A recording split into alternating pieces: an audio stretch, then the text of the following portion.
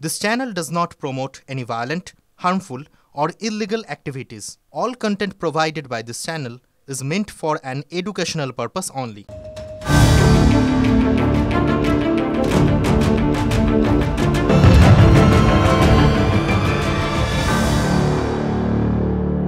আর 11:11 শুরুতেই যে বড় খবরে নজর রাখবো, তিলোত্তম মামলার রায়কে চ্যালেঞ্জ করে হাইকোর্টের রাজ্য। সঞ্জয় রায় সর্বোচ্চ সাজাচ্ছে হাইকোর্টে মামলা। রাজ্যের বিচারপতি দেবাংশু বসাকের ডিভিশন বেঞ্চে মামলা। এই মুহূর্তে সব থেকে বড় খবর, মুখ্যমন্ত্রী মমতা বন্দ্যোপাধ্যায় তিনি গতকাল ইঙ্গিত দিয়েছিলেন এবং সকাল হতেই তিলোত্তম মামলার রায়কে চ্যালেঞ্জ জানিয়ে হাইকোর্টের রাজ্য। সঞ্জয়ের সর্বোচ্চ সাজাচ্ছে হাইকোর্টে মামলা। রাজ্যের বিচারপতি দেবাংশু বসাকের ডিভিশন বেঞ্চে মামলা। আরো বিস্তারিত জানাবেন আমাদের সঙ্গে হাইকোর্ট থেকে শ্রাবন্তী রয়েছেন। শ্রাবন্তী, মুখ্যমন্ত্রী গতকাল ইঙ্গিত দিয়েছিলেন এবং রাত পোয়াতে না পোয়াতেই সকাল বেলায় সঞ্জয়ের সর্বোচ্চ সাজাচ্ছে হাইকোর্টে মুভ করলো রাজ্য। দেখো, গতকালই মুখ্যমন্ত্রী যেরকমটা জানিয়ে দিয়েছিলেন যে তিনি একেবারেই খুশি নন এই রায়। তার কারণ রায়ের আগেও তিনি বলেছিলেন যে সর্বোচ্চ সাজা যাতে হয় সেরকম আবেদনই ছিল রাজ্যের এবং তার জন্য মুখ্যমন্ত্রী নিজেও পথে নেমেছিলেন। সেক্ষেত্রে রায় বেরোনোর পরপরই রাজ্য সরকারের পক্ষ থেকে সিদ্ধান্ত নেওয়া হয় যে এই রায়কে চ্যালেঞ্জ করে তারা উচ্চ আদালতে যাবেন, ডিভিশন বেঞ্চের দ্বারস্থ হবেন। সমস্যা ছিল একটাই জায়গা, যেহেতু এক্ষেত্রে সিবিআই তদন্ত করেছিল, রাজ্য সরকারের সেই অর্থে কোনো ভূমিকা ছিল না এবং নতুন করে যদি রাজ্যের কিছু বক্তব্য থাকে তাহলে তাদেরকে এখানে এই মামলায় পার্টি অ্যাড হতে হবে। আর উচ্চ আদালতে ডিভিশন বেঞ্চে রাজ্য সরকারের এজি আজকে সকালে বিষয়টি মেনশন করেন বিচারপতি দেবাংশু বসাকের এজলাসে। সেখানেই তারা যান যে তারা এই রায়ে খুশি নন। বেশ কিছুটা দিক তাদের মনে হয়েছে যে এটা বিরল থেকে বিরলতম হতে পারে, সেই ব্যাখ্যা তারা করতে চান। বিচারপতি আপাতত মামলাটি দায়ের করার অনুমতি দিয়েছেন, যদিও এই মামলাটি পরবর্তী সময় বিচারপতি জয়মাল্য বাগচির ডিভিশন বেঞ্চই শুনতে পারে বলে মনে করা হচ্ছে। তার কারণ আপাতত 2 সপ্তাহের জন্য বিচারপতি জয়মাল্য বাগচির ডিভিশন বেঞ্চ না থাকার জন্যই বিচারপতি দেবাংশু বসাক আপাতত এই মামলাটি শুনবেন এবং তারপর অন্তিম নির্দেশ হতে পারে বিচারপতি জয়মাল্য বাগচির ডিভিশন দিতে পারেন। দীপ, বেশ শ্রাবন্তী, অনেক ধন্যবাদ তোমাকে। এবং শ্রাবন্তীর এই কথা সূত্র ধরেই তিলোত্তমা ধর্ষণ খুনের মামলায় তাহলে কি বৃহত্তর তদন্তের দিক খুলে গেল, এই প্রশ্ন তো উঠছেই। এই মুহূর্তে আরো একটা অ্যাঙ্গেলের দিকে নজর রাখতে হচ্ছে। তিলোত্তমা ধর্ষণ খুন মামলায় তাহলে কি খুলে গেল বৃহত্তর তদন্তর দিক? তিলোত্তমা ধর্ষণ খুনের মামলায় শুধু তো দোষী সঞ্জয়ের শাস্তি ঘোষণাই নয়, আরজিকর কাণ্ডে পুলিশ, বিশেষ করে টালা থানার পুলিশ এবং হাসপাতাল কর্তৃপক্ষের ভূমিকা নিয়েও বেশ কিছু পর্যবেক্ষণ লিখেছেন বিচারক অনির্বাণ দাস। প্রাতিষ্ঠানিক ব্যর্থতা, আরজিকর মামলা রায়, ঠিক এই ভাষাতেই রাজ্যের সমালোচনা করেছেন শিয়ালদা কোর্টের বিচারক। এই মুহূর্তে আমার সঙ্গে সহকর্মী সিজার রয়েছেন। সিজার, আমরা দেখতে পারলাম যে শাস্তির যে নির্দেশনামা সেখানে টালা থানার ভূমিকা, ওসির ভূমিকাকে একেবারে শকিং বলে উল্লেখ করেছেন বিচারক। তাহলে কি তদন্তে কোথাও একটা আরো বড় অভিমুখ খুলে যেতে পারে? দেখুন, খুলে যাওয়ার সম্ভাবনা আছে এই কারণে যে এই 172 পাতার রায়ের মধ্যে 150 থেকে 155 নম্বর পাতার মধ্যে টালা থানার আধিকারিক এবং হাসপাতাল কর্তৃপক্ষের ভূমিকা কিন্তু বিচারকের প্রশ্নের মুখে পড়েছে এবং সেখানে টালা থানার আধিকারিক হিসেবে সুব্রত চ্যাটার্জি, সৌরভ ঝা, 2 জন আধিকারিকের কথা উল্লেখ করা হয়েছে এবং তারা যে নিয়ম ভেঙে যেভাবে ব্ল্যাঙ্ক জিডি করেছেন এবং যেভাবে তারা খুব উদাসীনভাবে প্রথমে তারা রেসপন্স করেছিলাম, এরকম একটা স্পর্শকাতর, সংবেদনশীল এবং গুরুত্বপূর্ণ ঘটনার রেসপন্স তাদের এক জায়গা থেকে যে অত্যন্ত উদাসীনতার সঙ্গে হয়েছে সেটা নিয়ে কিন্তু মন্তব্য করেছেন বিচারক।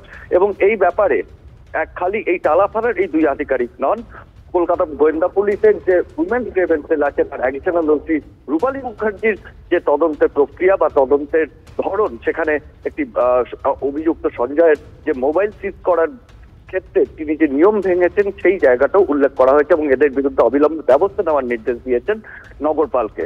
এবং তার পাশাপাশি হাসপাতাল কর্তৃপক্ষের ভূমিকা আসে এবং সেই জায়গায় দাঁড়িয়ে সন্দীপ ঘোষের বিরুদ্ধে সরাসরি তিনি এই ধরনেরই মন্তব্য করেছেন। সন্দীপ ঘোষের আচরণ যা এখন পর্যন্ত এভিডেন্স উঠে এসছে তাতে দেখা যাচ্ছে তিনি প্রাথমিকভাবে গোটা ঘটনাটাকে চেপে যাওয়ার চেষ্টা করছিলেন। কারণ তিনি একটা সময় নির্দেশ দিয়েছিলেন যে মর্গে দেহটি পাঠিয়ে দিতে, যখনও পুলিশ এসে পৌঁছয়নি।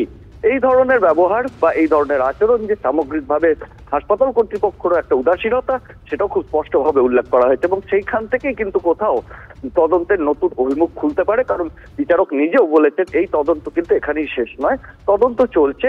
একটি অভিযোগ যেটা খুন এবং ধর্ষণ এবং খুন, সেই ধর্ষণ এবং খুনে অভিযুক্তকে সাজা দেওয়ার অংশটা সেখানে কমপ্লিট হচ্ছে, কিন্তু তদন্ত চলার যথেষ্ট জায়গা রয়েছে। সিজার, অনেক ধন্যবাদ তোমাকে। তিলোত্তমার পরিবার, তিলোত্তমার বাবা, তিনি কি বলছেন, পাশাপাশি শোনাবো আপনাদের তিলোত্তমা মামলার আইনজীবী, তারা কি বলছেন। মেয়ে মৃত্যু আমাদের কাছে যতটা কষ্টদায়ক ছিল, তার থেকে বেশি কষ্টদায়ক ছিল পুলিশের অত্যাচার। পুলিশের উপর ভরসাটা রাখবো, সেই পুলিশ কি সেই জায়গাটা আমাদের কাছে রেখেছিল? এবং 4 দিন যে সময় পেয়েছিল, পুলিশ সেই কাজটা কি একটুও করেছে? পুলিশ সেই সিভিক ভলেন্টিয়ারকে ধরে যা করার এক জায়গায় বসেই আছে। যে বিচারক, তার উপর আমাদের পূর্ণ আস্থা ছিল এবং তিনি আমাদের আস্থার মর্যাদা রেখেছেন। এবং আমরা কতগুলো আর্গুমেন্ট, প্রশ্ন 22টা রেখেছিলাম ওনার সামনে, তারও একটা প্রতিফলন আজকের যে রায় দিয়েছে, তার রায়ের কপি আমরা পেলে নিশ্চয়ই পাব। এবং পরবর্তীকালে আমরা যে বিচার ব্যবস্থাকে, এই তদন্ত প্রক্রিয়াকে আগে বাড়াতে চাইছি, সেটার একটা সুযোগ তিনি করে দিয়েছেন। মোট 128 জনের নাম ছিল চার্জশিটে, তার মধ্যে 50 জনকে মাত্র সাক্ষী করানো হলো, বাকিদের করানো হলো না কেন? এবং বাকি আরও অনেক কিছু আসতে পারতো, বাকি সাক্ষ্যতে অনেক কিছু আসতে পারতো, বাকি ইনভেস্টিগেশনে সব কিছু সামনে যখন আসেনি। আর এখানে ওনার এই 172 পাতার জাজমেন্টে যখন ইনভেস্টিগেশনের ওপর প্রশ্ন উঠছে, হসপিটাল অথরিটির ওপর প্রশ্ন উঠছে, তো ডেফিনেটলি সেটা আরও একটা দিক খুলে দিচ্ছে আমাদের, যেটা আমরা অলরেডি অনারেবল অ্যাপেক্সও সুপ্রিম কোর্টে গেছি, 22 তারিখে আমাদের হিয়ারিংয়ের জন্য আছে। তো আমাদের সেই অপরচুনিটিটা খোলা রয়েছে যে বাকিটা আনার জন্য। হাইকোর্টের অবসরপ্রাপ্ত প্রধান বিচারপতি দেবাশিস করগুপ্ত, তার বক্তব্য কি শুনবো। যাদের নাম উঠে এসছে তার ভিত্তিতে এই বিচার যথাযথ হয়েছে কিনা তার পরবর্তী আদালতে আবেদন জানানোর সুযোগ রয়েছে। যদি তা হয় তাহলে এখানে শেষ নয়, এখানে শুরু বিচারের দ্বিতীয় অধ্যায়ের। যে সর্বোচ্চ আদালতে এখনও একটি মামলা রয়েছে, যেটি কিন্তু সাংবিধানিক বেঞ্চে, সেন্ট্রাল ফরেন্সিক ল্যাবরেটরির যে রিপোর্ট পৌঁছেছে, সিবিআইয়ের একটার পর একটা রিপোর্ট যা পৌঁছেছে, তাতে যদি তারা মনে করেন যে ইনভেস্টিগেশন হয়েছে তাতে কোনো ঘাটতি বা খামতি ছিল, তাহলে সেখানে তারা যথাযথ নির্দেশ দিতে পারেন। এ ব্যাপারে একটা খুব গুরুত্বপূর্ণ ধারা হচ্ছে article 142 of the constitution of India, যেটা সর্বোচ্চ আদালত অর্থাৎ সুপ্রিম কোর্টকে অধিকার দেয় for the ends of justice তারা অর্ডার পাস করতে পারেন, যেটা অন্য কোনো কোর্টের নেই। সেক্ষেত্রে কিন্তু বিষয়টা আরও গুরুত্বপূর্ণ দিকে গড়ানোর সুযোগ আছে। এই মুহূর্তে রাজ্য বিজেপির সভাপতি সুকান্ত মজুমদার রয়েছেন আমাদের সঙ্গে। সুকান্ত বাবু, গতকাল শুধু সঞ্জয় শাস্তি ঘোষণাই তো নয়, আরজিকর কাণ্ডে পুলিশ এবং হাসপাতাল কর্তৃপক্ষের ভূমিকা নিয়েও কড়া পর্যবেক্ষণ লিপিবদ্ধ করেছেন বিচারক অনির্বাণ দাস। একদম, এবং আমি সেটাই বলছিলাম বিভিন্ন চ্যানেলকে, এবং আপনাদেরকেও সেটা বলছি যে অবজারভেশন গুলো এসেছে, ভালো করে পড়লে পরে বোঝা যাচ্ছে যে সঞ্জয় রায়ের হয়তো যাবজ্জীবন কারাদণ্ড হয়েছে, কিন্তু সেই রায় তথ্য প্রমাণ লোপাট থেকে শুরু করে সমস্ত বিষয়ের কথা কিন্তু উল্লেখ আছে, যা আগামী দিনে অন্য একটা ওপেনিং, অন্য একটা দিক খুলে দেওয়ার, তদন্তের জন্য খুলে দেওয়ার জায়গা কিন্তু থাকছে। এবং আমার মনে হয় উচ্চ আদালত, এরপরে হাইকোর্ট হোক বা সুপ্রিম কোর্ট হোক, কারণ সুপ্রিম কোর্ট সুমোটো বিষয়টি দেখছে, স্বাভাবিকভাবে সেই অ্যাঙ্গেলে সুপ্রিম কোর্ট তদন্তকারী সংস্থাকে নির্দেশ দেবে তদন্ত করার জন্য। এবং সেই জন্য রাজ্য সরকার তাড়াহুড়ো করছে কিভাবে সঞ্জয়ের মুখটাকে যত তাড়াতাড়ি ফাঁসি দিয়ে বন্ধ করে দেওয়া যায়, কারণ সঞ্জয় যদি মুখ খুলতে শুরু করে তাহলে কিন্তু অনেকের বিপদ। সুকান্ত বাবু, তাই জন্যই কি আপনার অভিযোগ যে রাজ্য উচ্চতর আদালতে যাচ্ছে? দেখুন, আমরাও ক্যাপিটাল পানিশমেন্ট চেয়েছি, কিন্তু আমাদের কথা হচ্ছে ক্যাপিটাল পানিশমেন্ট শুধু সঞ্জয়ের কেন হবে? সঞ্জয় শুধু নয়, তার সাথে যারা জড়িত আরো আছে তাদের সকলের ক্যাপিটাল পানিশমেন্ট হওয়া দরকার। তো এবং সেই জন্যই রাজ্য সরকার চাইছে না যে সঞ্জয় মুখ খুলুক, এবং সঞ্জয় বারবার যে কথাগুলো বলেছে, এমনকি তার মুখে আমরা ডিজি পুলিশ রাজীব কুমারের নাম পর্যন্ত একবার শুনতে পেয়েছি, এবং সে পরিষ্কার বলছে যে তাকে ভয় দেখানো হচ্ছে, সে যেন মুখ না খোলে, পুলিশ থেকে বলা হয়েছে বারবার। অতএব এই কথা প্রমাণ হয়ে যাচ্ছে যে রাজ্য সরকার তাড়াহুড়ো করছে তাড়াহুড়োটা বড্ড বেশি তাড়াহুড়ো হচ্ছে, এবং তার কারণ সম্ভবত যাতে সঞ্জয় মুখ খুলতে না পারে। আপনাকে অনেক ধন্যবাদ। কথা বলছিলাম বিজেপির রাজ্য সভাপতি সুকান্ত মজুমদারের সঙ্গে। মুখ্যমন্ত্রী মমতা বন্দ্যোপাধ্যায় তিনি গতকালই বলেছিলেন যাবজ্জীবন বা আমৃত্যু কারাদণ্ডের সাজায় তাঁর হৃদয় ব্যথিত, তিনি ক্যাপিটাল পানিশমেন্ট চান। কি বলেছিলেন গতকাল মুখ্যমন্ত্রী শুনুন। আমরা প্রথম দিন থেকে ফাঁসির দাবি করে এসেছিলাম এবং আজকেও আমরা সেই দাবিতে অটুট আছি। আমরা এটাই বলেছিলাম আমাদের হাতে কেসটা থাকলে আমরা কিন্তু অনেক দিন আগেই ফাঁসির অর্ডার দিয়ে দিতে পারতাম, ফাঁসির অর্ডার করে দিতে পারতাম। আমি জানি না কিভাবে লড়াই করেছেন, কি করেছেন, কি যুক্তি। আমাদের হাত থেকে তো কেসটা ইচ্ছা করে কেড়ে নিয়ে চলে গেল। আমরা তো বলেছিলাম আমরা যদি করতে না পারি তাহলে আপনারা সিবিআইকে দিন, আমার কোনো আপত্তি নেই, কারণ আমরা চাই বিচার হোক। এই নরক বিচারদের চরমতম শাস্তি হওয়া উচিত। আই এম নট স্যাটিসফাইড, কারণ আমি ফাঁসি হলে অন্তত মনকে সান্ত্বনা দিতে পারতাম। মুখ্যমন্ত্রী মমতা বন্দ্যোপাধ্যায় কি বলেছেন শোনালাম, এবার শোনাই রাজ্যের বিরোধী দলনেতা শুভেন্দু অধিকারী তার বক্তব্য। এই রায় সমাজ, পরিবার, মানুষ কেউ খুশি নয়।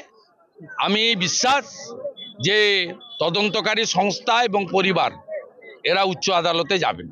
এটা মৃত্যুদণ্ড হওয়া উচিত এবং ক্ষুধার্ত নেকড়েদের সামনে এই সব লোককে ছেড়ে দেওয়া উচিত। আর সিবিআই চার্জশিটে অনেক কিছু অমীমাংসিত রেখে গেছেন, 30টা পয়েন্ট এমন বলে গেছেন যাতে এটা প্রাইমারি চার্জশিট আমার মনে হয়েছে, সাপ্লিমেন্টারি চার্জশিট হওয়া উচিত। সিবিআই চার্জশিটেই অনেক কিছু বলে গেছে, এভিডেন্স ডিস্ট্রয়ের কথা বলেছে, তাদের তদন্তে নন কোঅপারেশন করার কথা রাজ্য সরকার পুলিশের বলেছেন, এবং বলেছেন এতে একাধিক ব্যক্তি জড়িত থাকার সম্ভাবনা আছে। অতএব সিবিআইয়ের যে 30টা পয়েন্ট চার্জশিটে এটা বেশ উল্লেখযোগ্য, তাই এটা অমীমাংসিত বিষয়, এটা কোনো জাজমেন্টই নয়। প্রাতিষ্ঠানিক ব্যর্থতা আরজিকর মামলার রায়ে ঠিক এই ভাষাতেই রাজ্যের সমালোচনা করেছেন শিয়ালদা কোর্টের বিচারক। পুলিশি তদন্তে কোথায় কোথায় খামতি থেকে গেছে, হাসপাতাল কর্তৃপক্ষের ভূমিকায় কোথায় গাফিলতি রয়েছে তাও উল্লেখ করেছেন বিচারক। এই মুহূর্তে সিপিএম নেতা সুজন চক্রবর্তী রয়েছেন আমাদের সঙ্গে। সুজনবাবু, আপনি কি মনে করছেন আদালতের এই পর্যবেক্ষণের ফলে এই তিলোত্তমার কাণ্ডে বৃহত্তর তদন্তের অভিমুখ খুলে গেল? এটা তো স্বাভাবিক। ঘটনা ঘটার সাথে সাথে পুলিশ কমিশনার স্পটে পৌঁছে গেছেন যখন, তখনই বোঝা গেছে যে সামথিং অ্যাবনর্মাল ইজ দেয়ার, এবং সেইটা ওই একমাত্র একজন সিভিক পুলিশ তার কাজ নয়, সবাই জেনেছেন, সবাই বুঝেছেন। ডিসি নিজে অভিজ্ঞকে ফরেন্সিক বিশেষজ্ঞ বলে দাগিয়ে দিয়েছেন, যেন সব ধামাচাপা দেওয়ার একটা কোথাও প্রচেষ্টা, তথ্য প্রমাণ লোপাটের প্রচেষ্টা, এটা তো একেবারে পরিষ্কার এবং স্পষ্ট। এর মধ্যে তো অনেক নতুন কিছু বুঝতে হয় তা না। এটা তদন্তে যে তথ্য প্রমাণ লোপাটের প্রসঙ্গটাকে বেশি গুরুত্ব দেওয়া উচিত, এটা তো সিবিআইও বলছিল, কিন্তু সেগুলো ঠিকমতো আর হলো না বা করা হলো না। কেন হলো না? কেন সিবিআই মুখ্যমন্ত্রীর নির্দেশিত মূল আসামি সেখানেই আটকে থাকলেন? তার থেকে তো বোঝা যায় যে এটা তদন্তের বহু জিনিস ধামাচাপা দেওয়া হয়েছে, এবং সেই কারণেই বিচারকের কথার মধ্য দিয়েও তার স্পষ্টতা হয়েছে যে প্রাতিষ্ঠানিক দুর্বলতা এটাই মূল। প্রতিষ্ঠান ইনভলভ হয়ে গেছে এই রকমের ঘটনায়, কিন্তু তদন্তে সেটা ঠিক মতো করে সামনে আনা হলো না। আপনাকে অনেক ধন্যবাদ। কথা বলছিলাম সিপিএম নেতা সুজন চক্রবর্তীর সঙ্গে।